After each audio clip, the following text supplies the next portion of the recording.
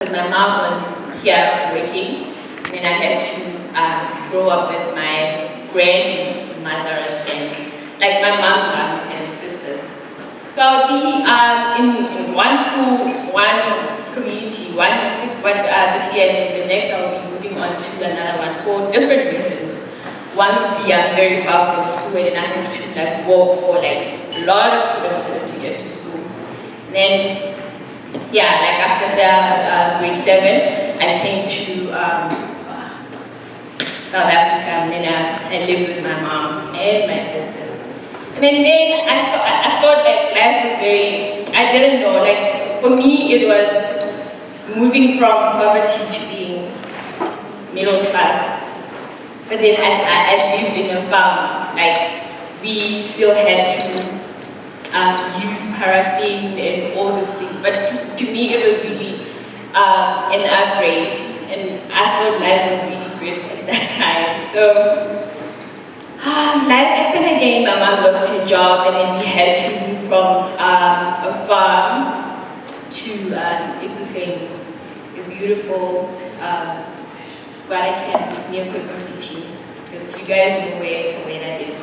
So I lived there. That was what was very different for me. I felt like I was back in Lesotho again, because now there was no electricity, and I was at a very critical stage of my life where, because I made a decision that this is like the last time I'm like moving school, because I've been doing that for my like entire school years, and then like it was time to settle down and be in one school. So when I came here, I was at Fort Bob, but it was like it ended at grade 8, so I knew that I was gonna move. But then after that, I'm never moving again. So I went to St. Edgar's in Nigeria, and then I went to school there for like 2 years. That's when my mom lost her job, and we had to move. And then I wanted to stay at that school until I got to matric. So I would do anything to be in that school and not change, because I decided it was what I wanted.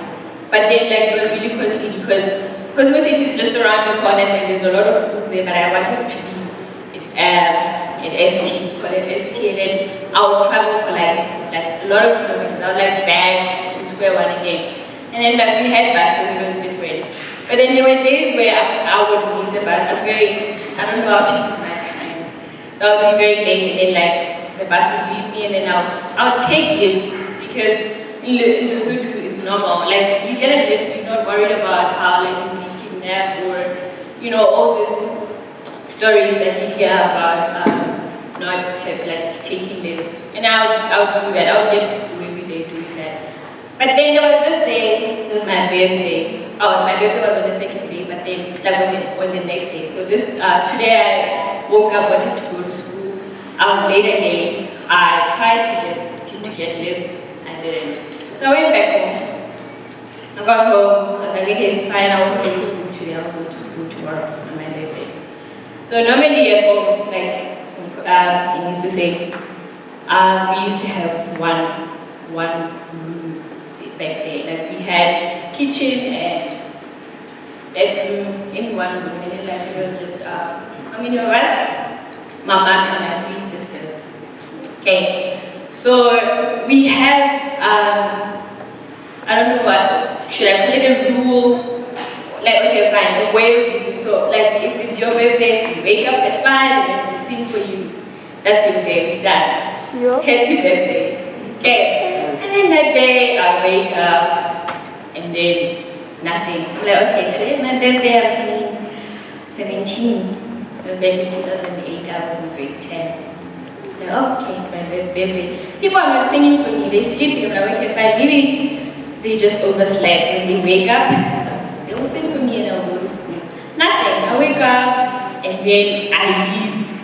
I was already sad because I needed that. I needed them to sing for me, because I didn't need a present or like a birthday cake or anything like that. I just wanted that singing because it made me feel good.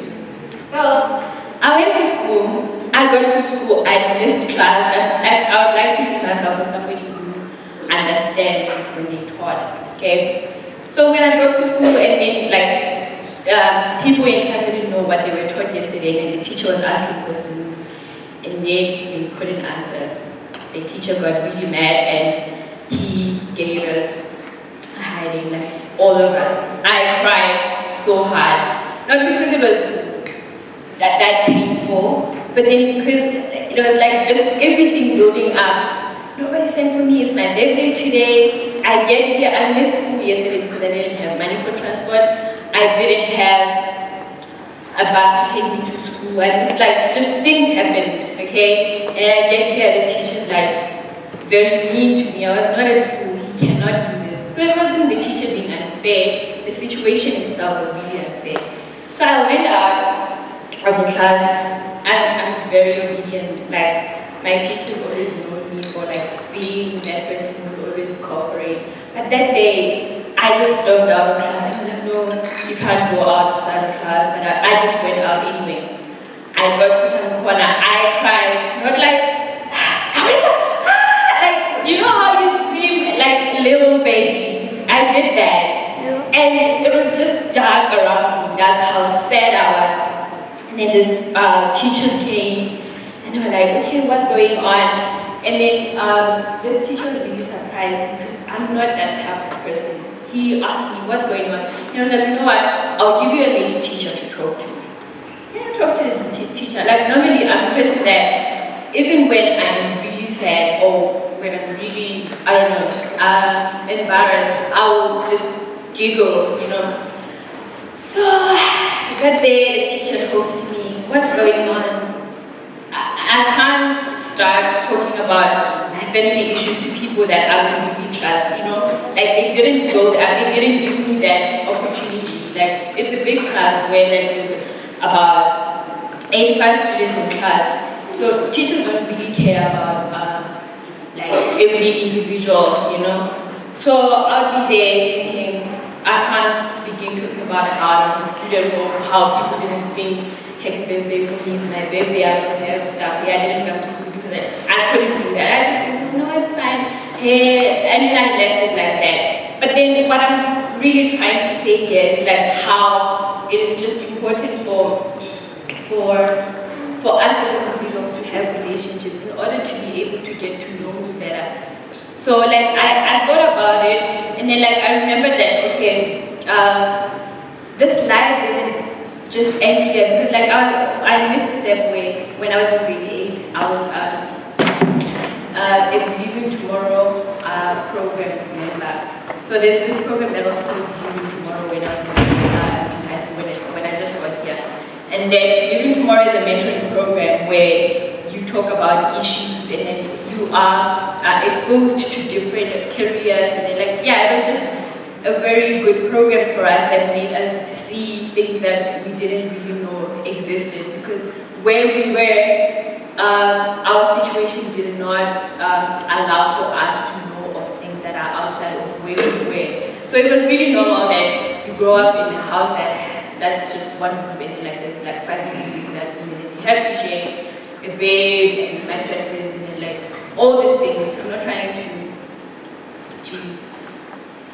tell you stories, but this is like something that I experienced. I'm really proud of it, and I know that some people in here are living in circumstances like those.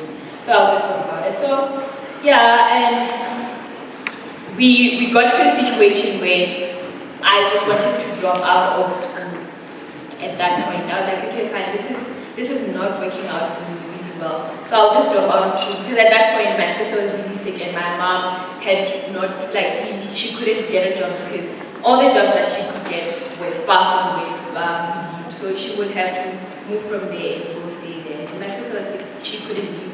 So I wanted to be the one to take responsibilities and do this.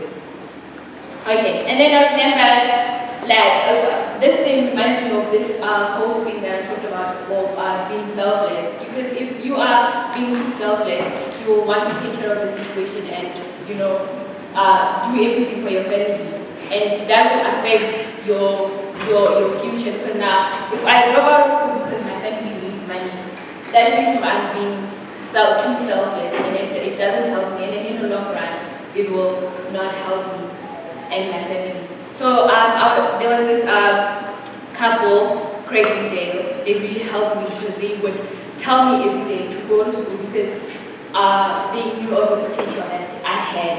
Because at that point I didn't know the potential that I had because I just knew the situation that I was in and I didn't know anything outside of that.